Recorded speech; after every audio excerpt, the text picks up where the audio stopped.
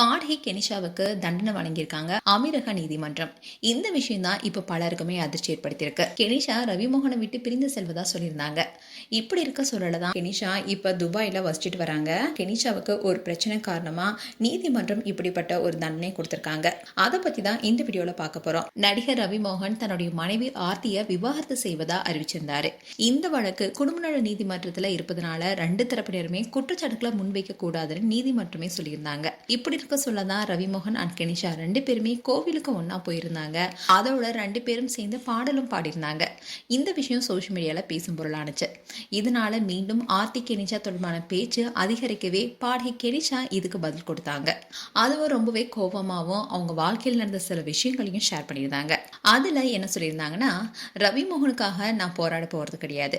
நான் சென்னையை விட்டு வெளியேறேன். சோசியல் மீடியாவுக்கு வந்தாவே எதிர்மறையான கருத்துக்கள் தான் என்ன மூழ்கடிக்குது.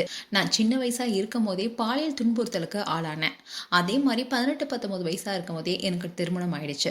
அதுக்கப்புறமா நான் 4 மாதம் கர்ப்பமா இருந்தேன். அந்த சமயத்துல என்னுடைய கணவரால நான் தாக்கப்பட்டதுனால என்னுடைய 4 மாத குழந்தை கருவிலேயே கலந்தது. அப்படி இருக்க சொல்லல நான் எப்படி பிரிக்க நினைப்பேன்னு ரொம்பவே காட்டவும் பதில் கொடுத்திருந்தாங்க. அதோட ரவிமோகனை விட்டு நான் பிரிந்து போகதா சொல்லியிருந்தாங்க.